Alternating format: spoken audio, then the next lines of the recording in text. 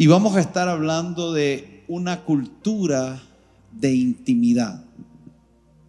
¿Cómo desarrollar una cultura de intimidad?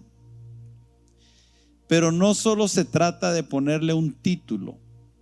Una de las cosas que yo he visto que podemos cometer errores es ponerle un buen título a algo, pero después, cuando lo discutimos o lo disertamos, nos damos cuenta que el título no tiene nada que ver con lo que el contenido era. Y esto pasa mucho con los libros. Hay muchos libros que venden por el título y que te decepcionan cuando lees el contenido, porque el título te vende algo, pero cuando lees te das cuenta que eso que te atrajo, eso que llamó tu atención, eso que te dio deseo de decir quiero adquirir ese conocimiento, terminas leyendo el libro porque lo terminamos. Lo comenzamos leyendo. Es como aquella película que desde que comienza vos decís está fea, está mala, no me gustan los diálogos, no tiene un diálogo, los actores son malos, las escenas son malas, la dinámica de la película es muy lenta, es incoherente, tiene malas escenas, y comenzás a criticar la película, pero por alguna razón no te vas, te quedás todo el tiempo de la película y al final salís de la película diciendo qué película más mala. Y uno se pregunta, ¿por qué no me fui desde el comienzo?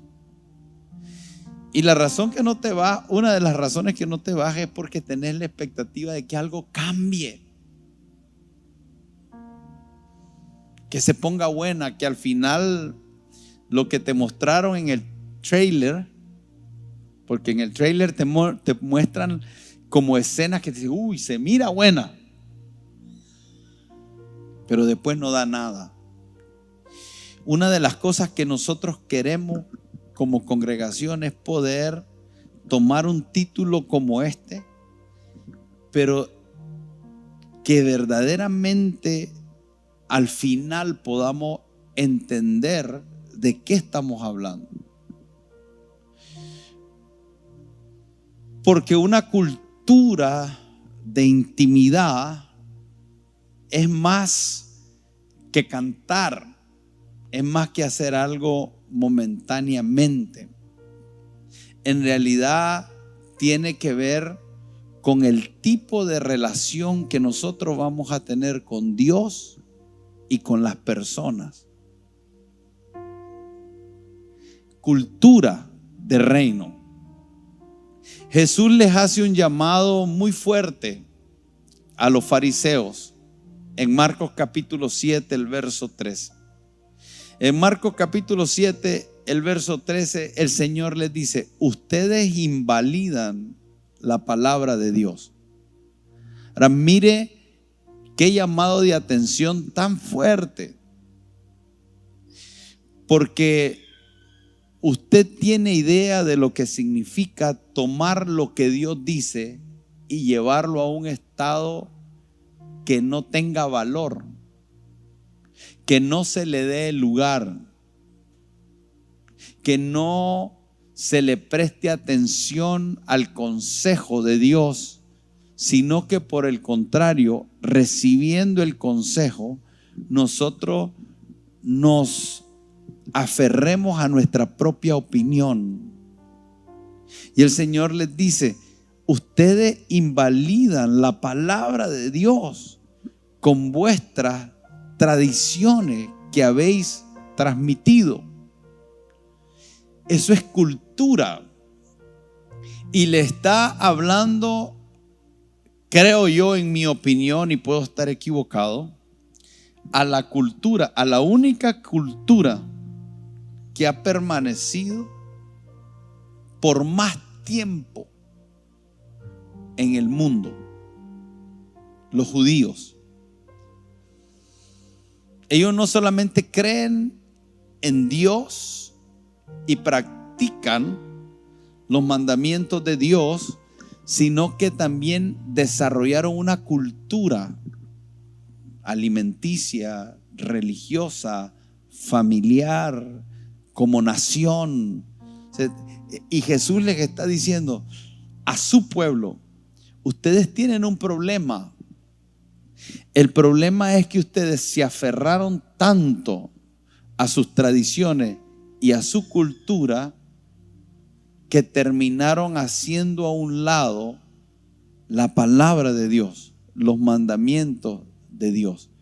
Esto es lo que ustedes están haciendo.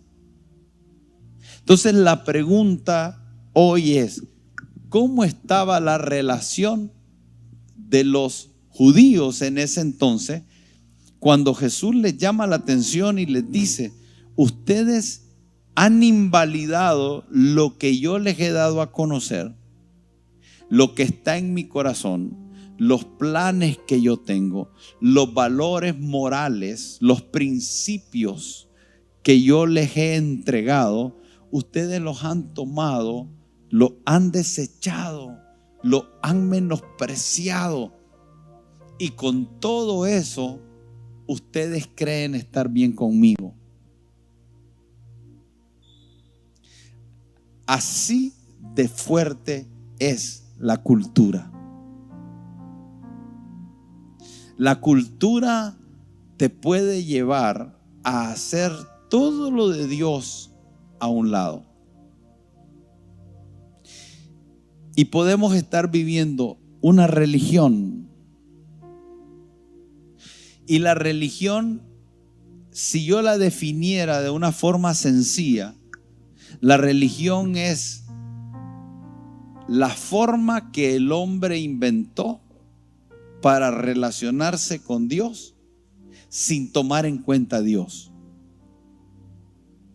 Entonces, la religión agarró las costumbres, las mezcló con los deseos y desde ahí hizo un sincretismo que ahora muchos están engañados.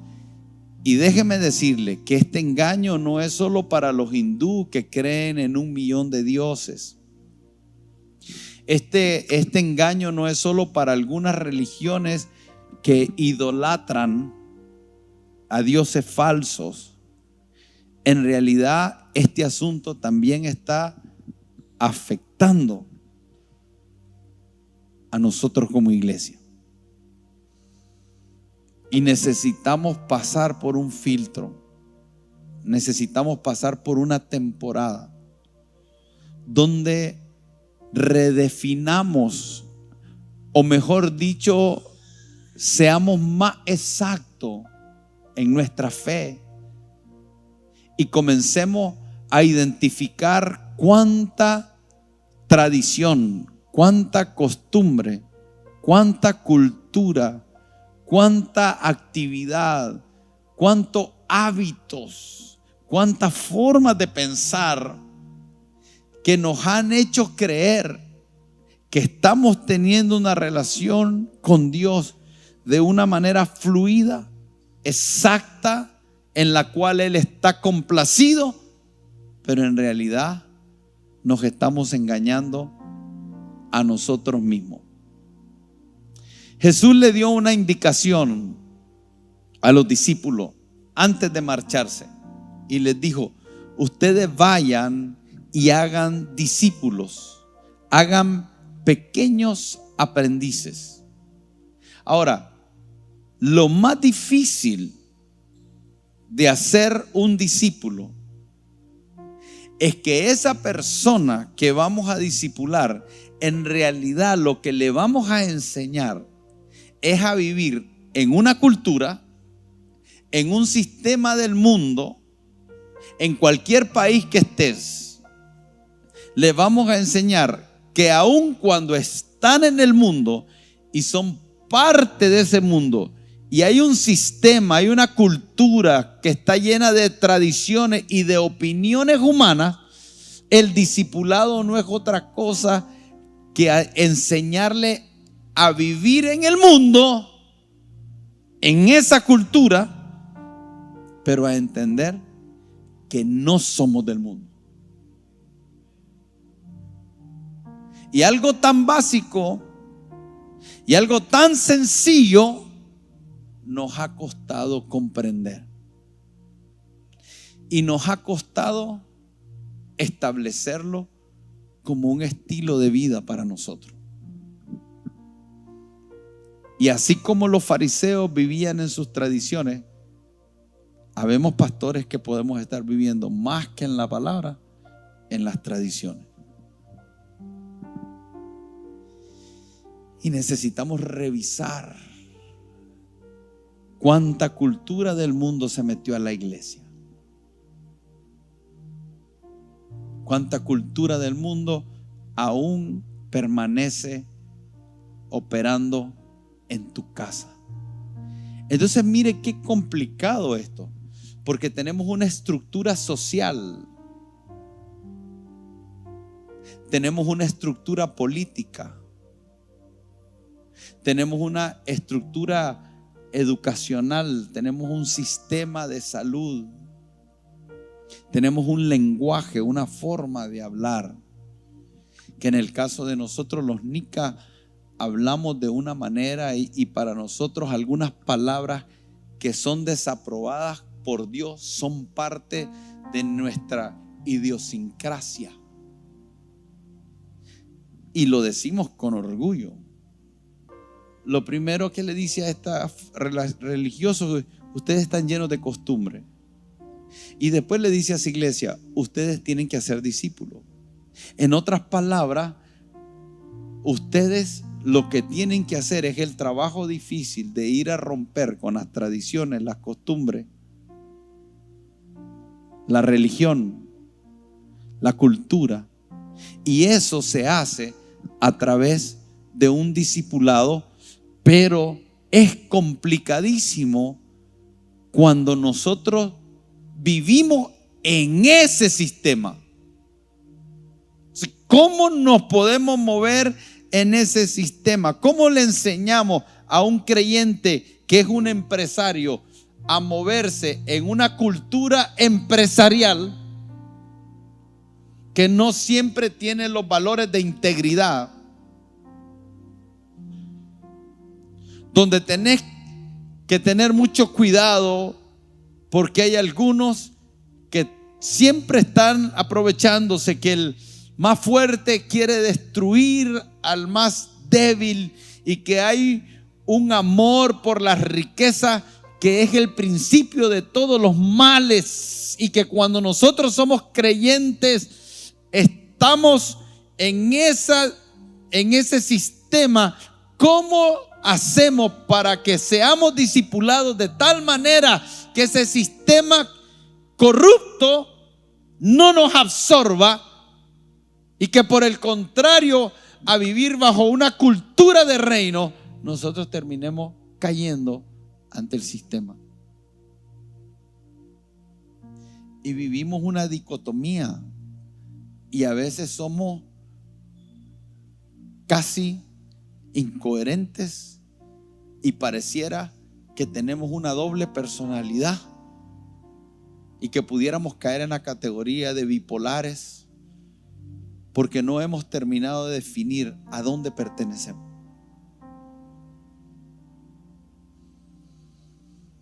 ¿Cuál es nuestro lugar? Y saltamos de un lugar a otro.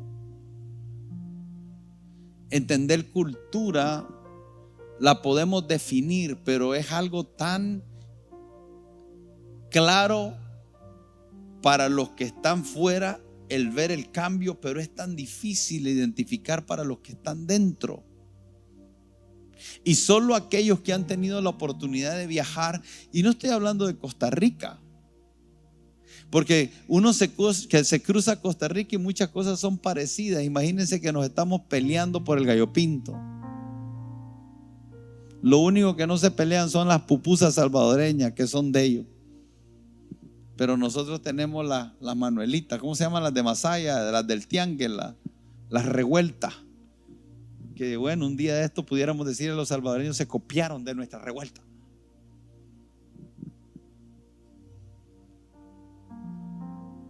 Nosotros tenemos los nacatamales, ellos tienen los tamales. Nosotros tenemos ¿cómo se llama? Las de Mazatepe, las tamugas. Ellos tienen los tamugos. Pero no hay mucha diferencia. Usted va allá y come carne desmenuzada y allá le llaman carne desmechada. Pero cuando uno viaja a algunos lugares que uno ve el choque cultural, es otra cosa. Si usted viaja a Asia, es otra cosa. Los olores son diferentes, las comidas son diferentes, el lenguaje es totalmente diferente, los edificios, los colores de los edificios, las decoraciones de las casas, la forma en que ellos visten, la forma en que se relacionan. Sí, para saludarnos, ¿qué pasó, loco?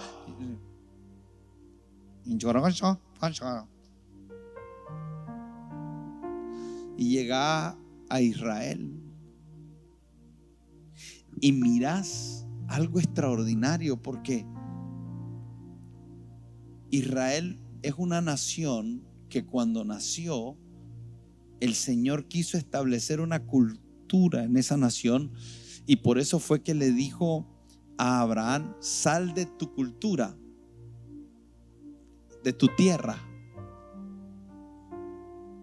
Sal de tu cultura, porque yo quiero enseñarte una nueva cultura. En tu cultura hay paganismo, hay idolatría, hay falsos dioses, hay inmoralidad sexual. En tu cultura la familia es dirigida bajo valores distintos. La forma de hacer negocio es distinta. Ustedes sacrifican hijos y los queman y los presentan a dioses falsos. Y yo necesito generar contigo una cultura diferente. Y estoy comenzando por definir cultura, pero cuando lo pongamos junto a intimidad nos vamos a dar cuenta de que estoy hablando, porque intimidad no es cantar, es mucho más que eso, pero en su momento lo vamos a enseñar. Pero Dios le habla a Abraham y dice: Abraham, sal de tu tierra y de tu parentela y vete a la tierra que yo te mostraré. Y Dios lo que va a hacer con Abraham es comenzar una cultura celestial, una cultura en la cual Dios iba a dictar cómo debían de comportarse y lo iba a establecer como una nación. Y lo que quería el Señor es que esta nación pudiera ser un testimonio al resto de las naciones. Que el resto de las naciones los miraran, y que cuando los miraran ellos pudieran ver los diseños de Dios manifestados en ellos. Esa era la intención de Dios. Ese era el anhelo de Dios. Y sigue siendo el anhelo con nosotros. Sigue siendo lo que Dios quiere hacer contigo.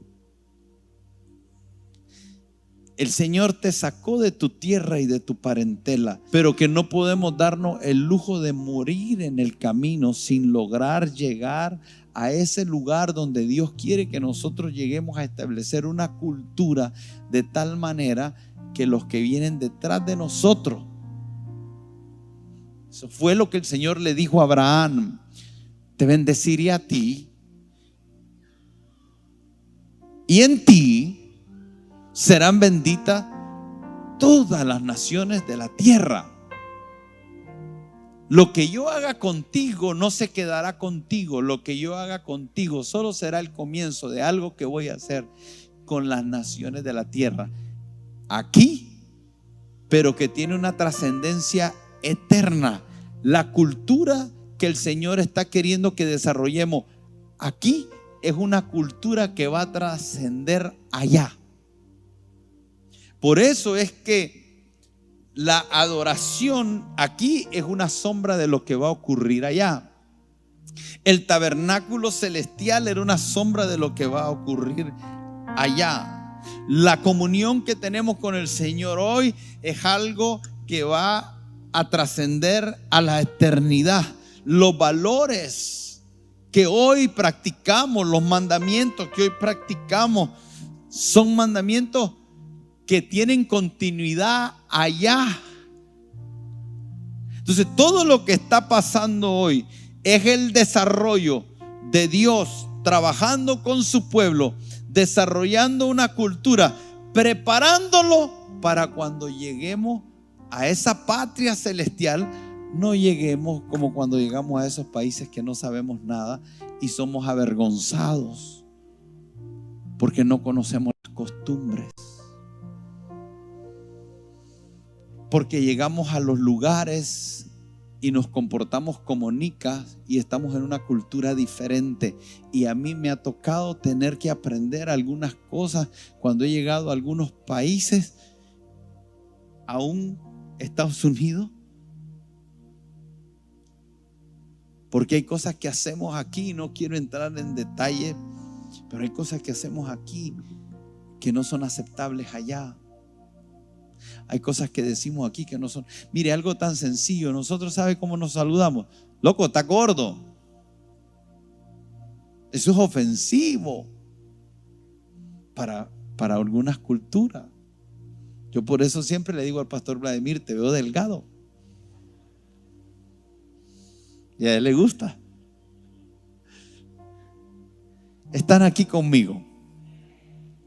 Entonces, la costumbre se ha convertido en el enemigo de la vida del reino de Dios en nosotros. Tu cultura se ha convertido en eso. Es el enemigo número uno que impide que se activen las bendiciones de Dios, que se hagan realidad las promesas de Dios.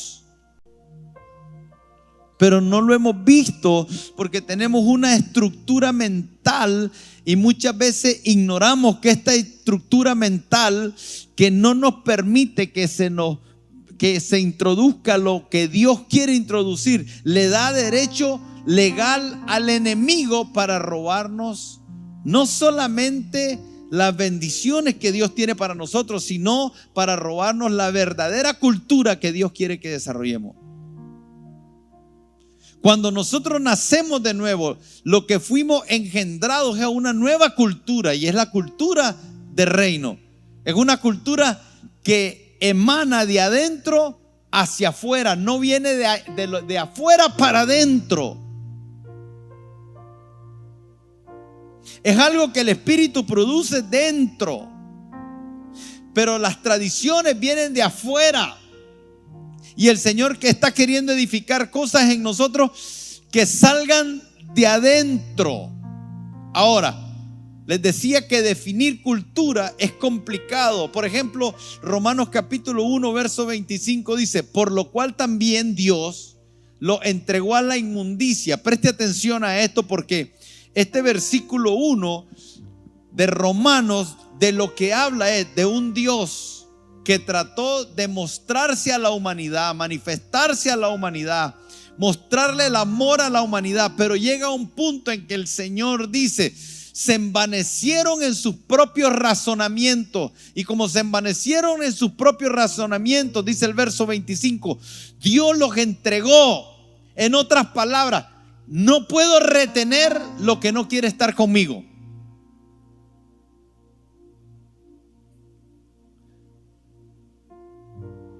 La misericordia de Dios hace que muchas veces no nos suelte por amor, pero en algunos momentos, porque Él se sujeta a su propia palabra y no puede violar su palabra, y Él nos dio el libre albedrío a cada uno de nosotros. Como Él tiene eso, Él tiene que terminar soltándonos. Entonces dice, por lo cual Dios también los entregó a la inmundicia en la concupiscencia de sus corazones, de modo que deshonraron entre sí sus propios cuerpos. Lo que hoy estamos viendo como una cultura de depravación moral, que hoy es aceptable y que nos hicieron creer que es aceptable, y que hoy muchos países es aceptable, y que es un cambio cultural, pero que el Señor dice que esta práctica es una práctica que deshonra el cuerpo. Y deshonra el cuerpo porque cambiaron, dice, la verdad de Dios por la mentira, honrando y dando culto a las criaturas antes que al Creador, el cual es bendito por los siglos. Esta palabra culto que acabamos de leer aquí en Romanos capítulo 1, verso 25, esta palabra, al igual, le voy a leer otro versículo, dice: nadie os prive de vuestro premio, Colosenses capítulo 2, verso 18, afectando humildad y culto a los ángeles, entremetiéndose en lo que no ha visto, vanamente hinchado por su propia mente carnal. Segunda de Tesalonicenses nos habla en el capítulo 2, el verso 4, dice, hablando de el hijo de perdición, cuando venga la apostasía, que es la desviación de la fe, y se manifieste el hombre de pecado, el hijo de perdición, el cual es el anticristo, dice el verso 4, el cual se opone y se levanta contra todo lo que se llama Dios o es objeto de culto. Y hablando de Dios, pero se utiliza la palabra culto, que es una raíz de la palabra cultura, que también significa cultivar. Entonces, si nosotros definimos la palabra cultura con estos versículos que le acabo de decir, cuando habla en el capítulo 2 de culto a los ángeles, eso significa la actividad de mostrar amor y devoción a la deidad. Pero lo que está diciendo es una cultura que se desarrolló, que adora a dioses que no son Dios. Usted ha leído en el Antiguo Testamento las veces que un ángel se le aparecía a un hijo de Dios, y se le aparecía en el Antiguo Testamento y se le aparecía en el Nuevo Testamento. Cada vez que un ángel se le aparecía, lo natural que hacía el hombre era postrarse, porque estaba ante algo inexplicable que lo sobrepasaba. Y los ángeles lo primero que le decían es: yo soy un consiervo tuyo, yo no debo de ser adorado. O sea, hay una cultura de adoración a los ángeles, hay una cultura de adoración a la madre tierra, hay una cultura de adoración a deidades que no son deidad, no son Dios. Pero por otro lado, también esta palabra significa religión hecha por uno mismo. Piense en esto, queridos hermanos, porque esto es importantísimo, porque yo me atrevo a decir que aún dentro de nosotros, aquí en este lugar, hay personas que se han hecho una religión a su propia medida.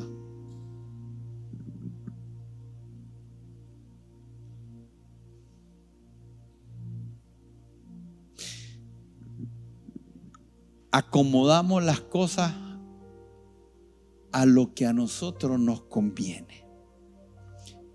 Pastores, no pastores, líderes, no líderes, miembros y algunos que no se congregan. Es interesante que cuando está hablando de esto, está hablando de una cultura dentro de la iglesia. Pablo le está hablando a la iglesia, en estas cartas les está hablando a la iglesia, les está diciendo: ustedes, les dice Jesús, han cambiado los mandamientos de Dios por las tradiciones. Y Pablo lo ratifica, dice: ustedes están haciendo culto a los ángeles. dentro de la iglesia. Ustedes están llevando a cabo un culto, es lo que dice Colosenses 2:23. Pero ese culto que ustedes están llevando a cabo es una religión hecha por ustedes mismos. Ustedes la diseñaron según lo que quieren y según lo que piensan que es mejor para ustedes. Hermanos, yo sé que tengo que terminar, pero quiero que preste atención a estas cosas que estoy diciendo y le queden a usted como algo que pueda llevarlo a hacer una autocrítica y un autocuestionamiento. Porque si nosotros vamos a hablar de cultura de reino, si vamos a hablar de cultura de intimidad, es importante que entendamos de qué se trata la cultura y de cuál es la fuente de nuestra cultura. Porque el mundo tiene una fuente como cultura. La fuente de lo que nosotros practicamos no puede ser lo que nosotros nos inventamos acerca de Dios. Ni usted ni yo deberíamos de cometer el grave error de hacernos daño y autoflagelarnos, engañándonos, inventando nosotros una religión de acuerdo a lo que pensamos, creemos y nos conviene, porque ahí no está Dios. Y tarde o temprano vamos a sufrir decepciones, y tarde o temprano vamos a presentarnos delante de Dios y nos vamos a dar cuenta cuán equivocados estábamos.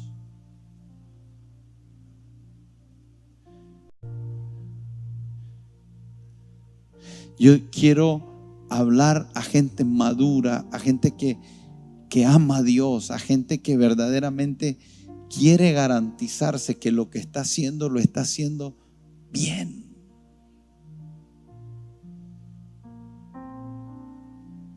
No quiero hablar a gente que está perdiendo el tiempo y que no le interesa y que solo se volvió algo como una anestesia para aplacar la conciencia. No quiero hablarle a gente que quiere ser altamente efectiva. Quiero hablarle a gente que verdaderamente quiere y anhela ver los beneficios de la decisión trascendental, eterna que han tomado, donde han decidido caminar con Dios.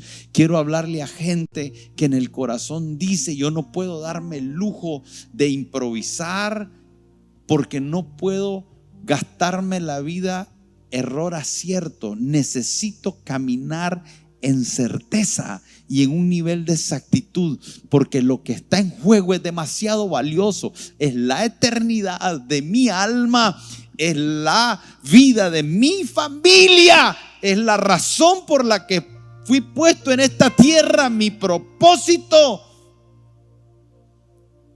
Y yo puedo apostar a muchas cosas, pero no a eso.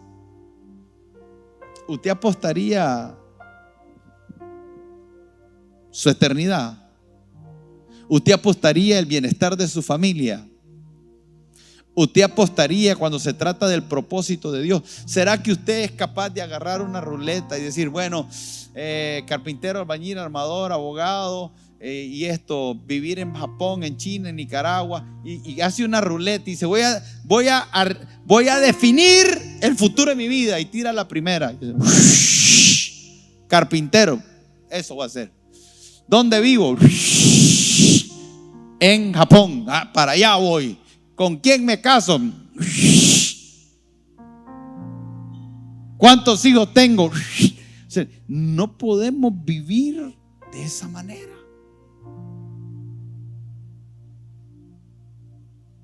Y esto parece tonto, pero en realidad muchos están viviendo así.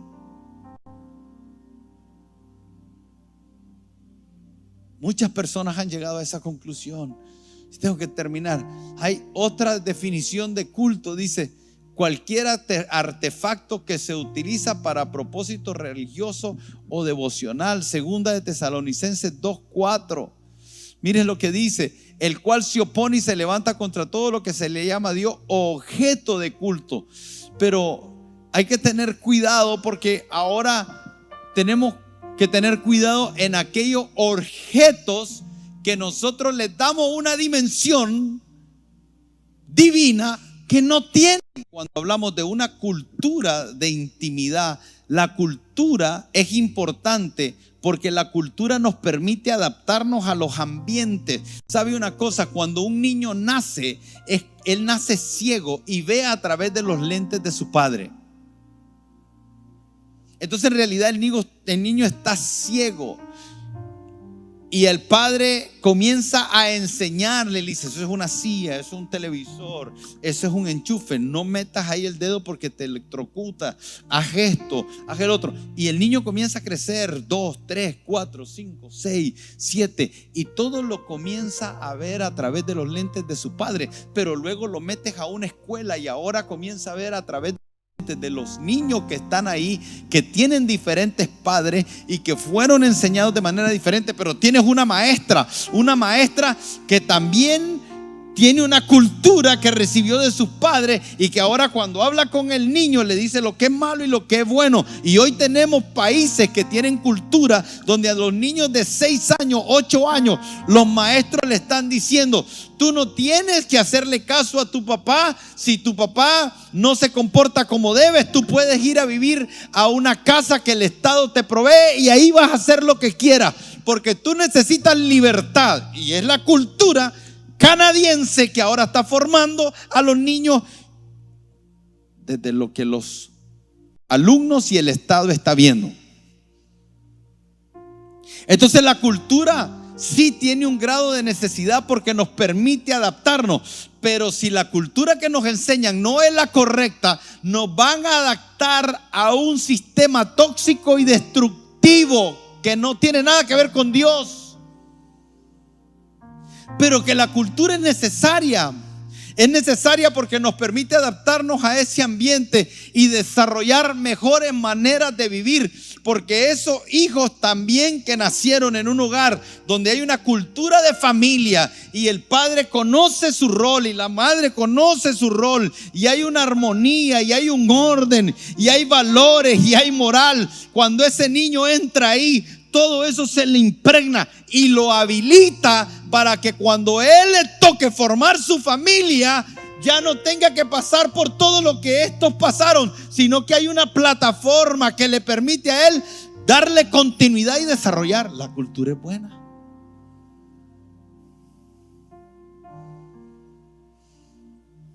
Porque nos permite ese desarrollo. Nosotros hoy en esta iglesia estamos desarrollando una cultura que debe de ser la plataforma para las generaciones que vienen después de nosotros. Pero si desarrollamos una cultura con un sincretismo del mundo, entonces lo que le estamos dejando a ellos es una mezcla, que es lo que estamos viendo en muchas iglesias, que ya no se sabe si son cristianas o son mundanas, porque todo lo que hacen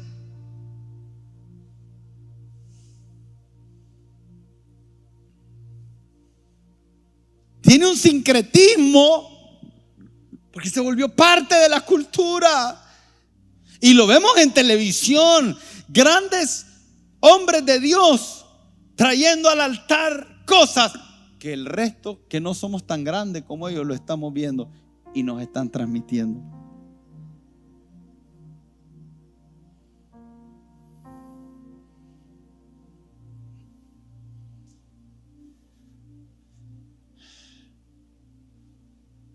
La mejor manera de resolver los problemas es a través de la transmisión de una cultura que puede traer solución a aquellas cosas que las futuras generaciones van a enfrentar.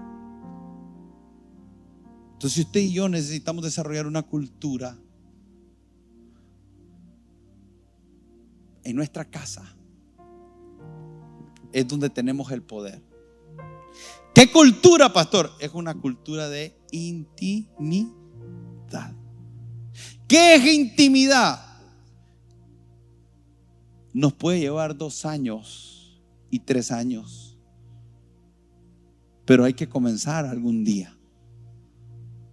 Porque ninguna cultura se formó de un día para otro. Las culturas son el producto de años y años de transferencia generacional.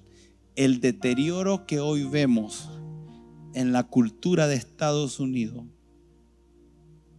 lleva aproximadamente 30 y algo de años. Y yo me atrevo a decir que el deterioro de esa cultura comenzó cuando sacaron la Biblia de la escuela, cuando aprobaron el aborto y cuando comenzaron todos estos movimientos que están destruyendo la familia desde los valores que nos enseñan las Escrituras. Lleva 30, 40 años. Y la cultura tiene tanto poder que como la iglesia no lo ha entendido, esa cultura ya se metió en la iglesia. Y hoy tenemos opiniones de hombres, no desde las Escrituras, sino desde lo que ellos creen, haciendo una religión de acuerdo a lo que a ellos les beneficia y les conviene. Y cada vez que ellos se ponen de pie a decir cosas, ellos están enviando un mensaje a todos los que los están escuchando y les están cambiando la cultura. Y va a haber una iglesia remanente. Tiene que haber una iglesia remanente que no dobla rodilla ante los Baales. Y usted y yo somos esa iglesia.